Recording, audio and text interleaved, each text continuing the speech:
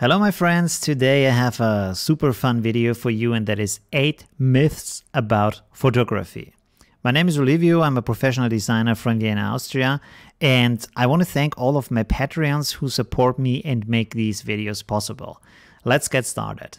So I love these myth videos, and today I make one myself, and the first myth I want to start with is that you need a lot of talent to be a professional photographer, to be a good photographer, stuff like that. And that is just not true. Especially in photography, because photography is a lot about technique. And it is a lot about knowing these different kind of rules and how to use your gear and how to work with visual language and with color harmonies and building an interesting image. It doesn't really have that much to do with talent, although of course you can have great talent and stuff like that, but it's not a requirement. You don't need it to be a good photographer. You don't need it to be a professional photographer. So you can work your way into photography, take really great pictures. When you work on your skills, you try to understand what makes good photos. You try to understand how your skill works and how to use your, how your gear works and how to use it best in the different situations. You can take great photos by that. And just by these rules, like different ratios and how a story is built in a picture, stuff like that, you can build pictures. They look great. They are interesting. They have a lot of harmony in them. They are beautiful photos.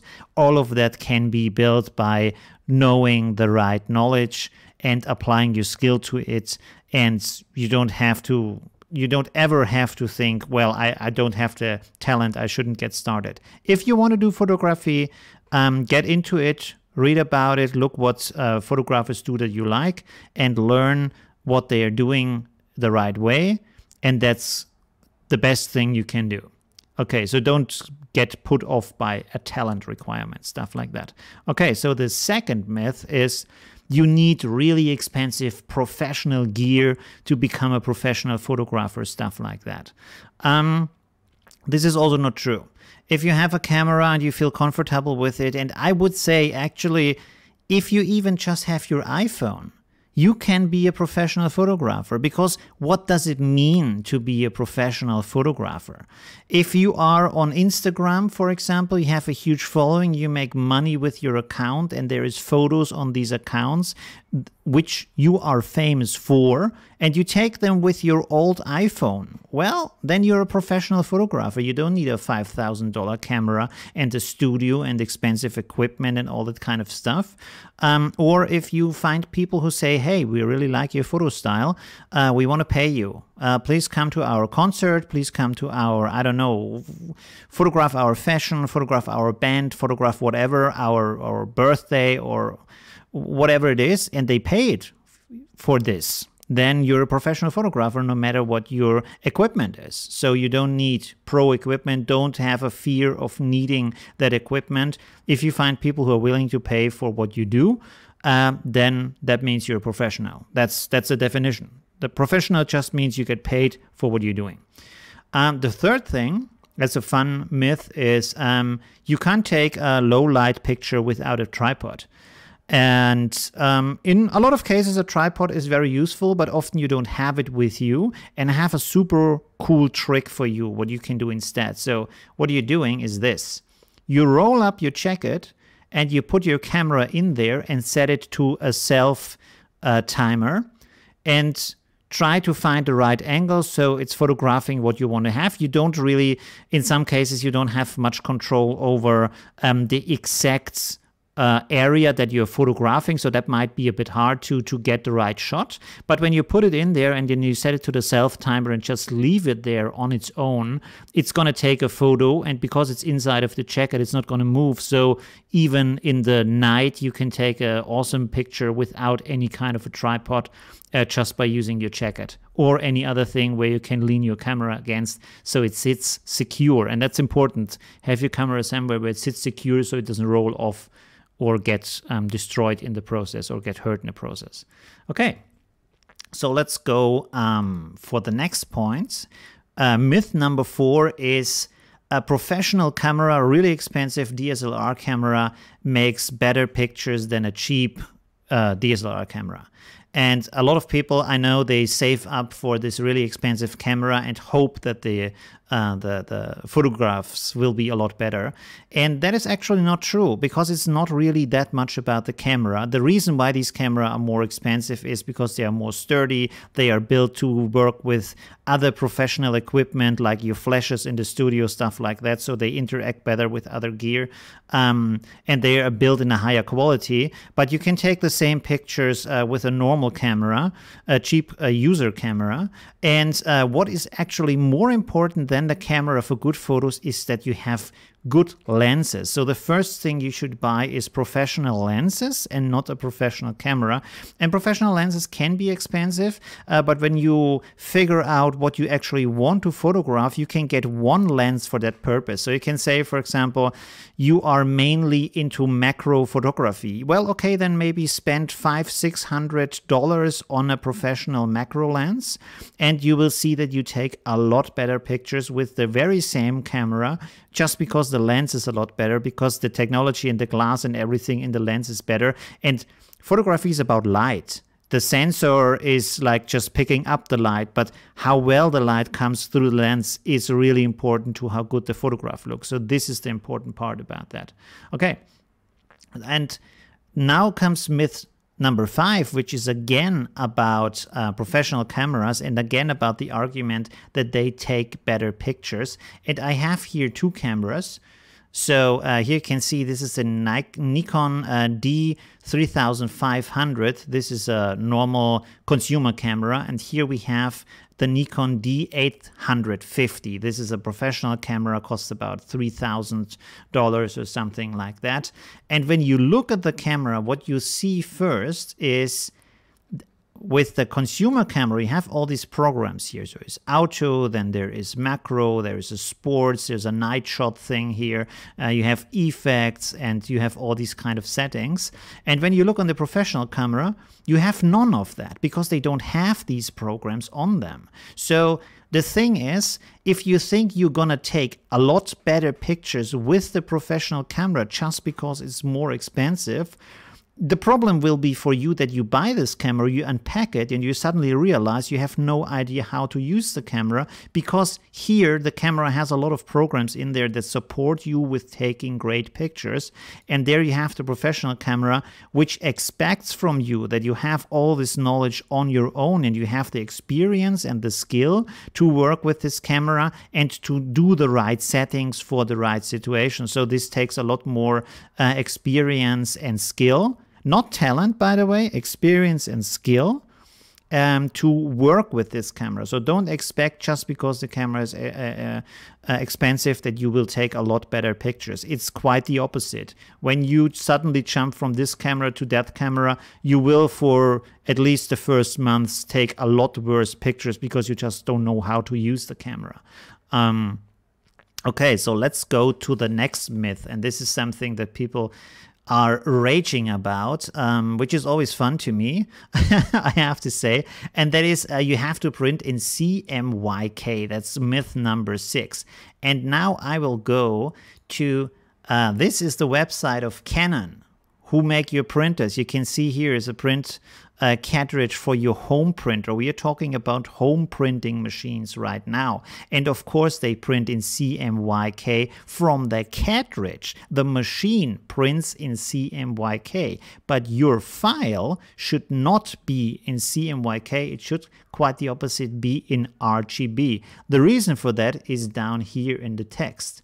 And it says, and these are the words of Canon themselves who make the printers. It says, although printers work with CMYK and your images are in RGB, you should not perform a CMYK conversion prior to printing your images unless you are producing a hard proof to send to a client for color matching. The printer driver will do the appropriate conversions from RGB to CMYK to ensure the best results from your digital files. So the print driver will automatically convert it for you when you're printing the file. If you're printing at home, don't convert it to CMYK.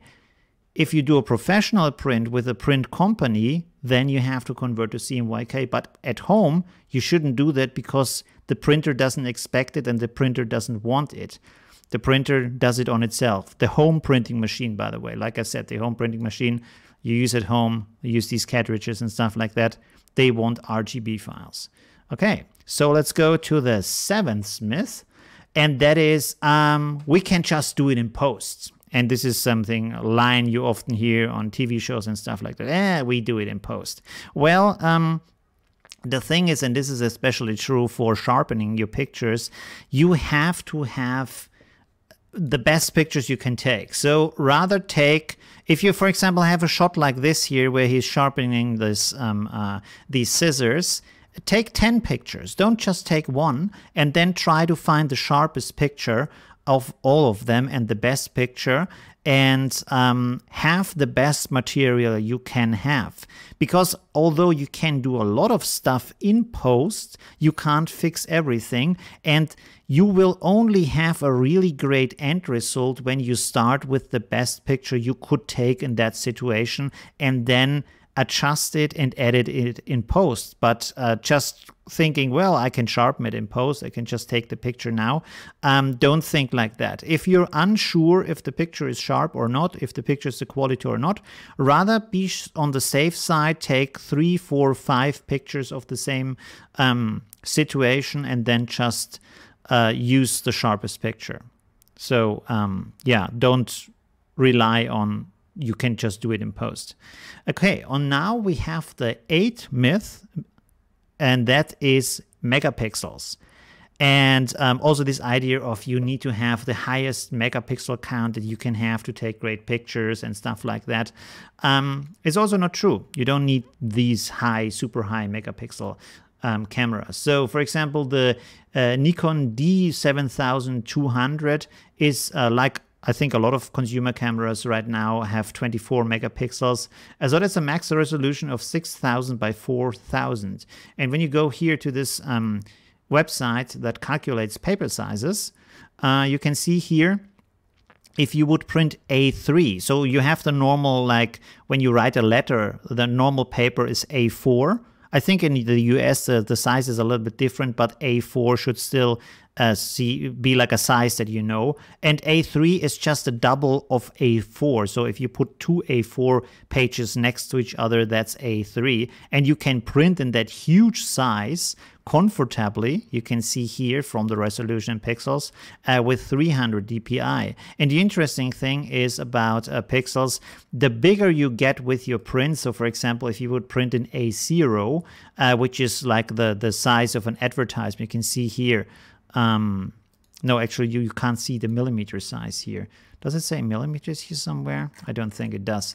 But if you print in that size, you would actually reduce your resolution because you're standing further away from the picture, so you don't need 300 dpi for a really big print. So you can go to 150, or it's even bigger, you can go to 72 pixels per inch in this case, or dpi. And you can see then the resolution drops again. And I think most people anyways, they look at the pictures on their television, on their screen, on their smartphone, stuff like that, where you don't have these huge resolutions anyways. And because the screen works different, you don't even need those resolutions for the picture to look good on your screen, even in a huge size, which might be sounding a bit controversial and strange.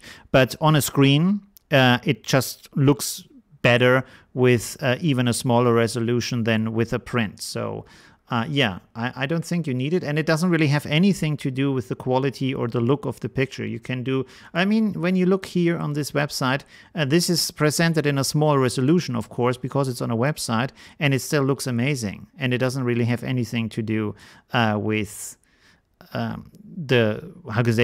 taking the picture in a larger or smaller resolution. And of course, I mean, people took 10 years ago also pictures and they created great pictures. So what should have they worked with, because there wasn't any kind of super high megapixel camera around them then, but they still were able to produce these really beautiful and great pictures.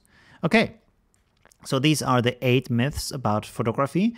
If you have any other myths, if you have any other comments or feedback for me, please write them in the comments. And I would love to make another myths video, so write some in the comments if I forgot some. And thank you for watching my video. If you like my channel, I do 2 tutorials per week, so maybe subscribe. And if you want to support me even more, you can look at my Patreon site where I have some great options for you. Thank you very much and see you in the next video. Bye.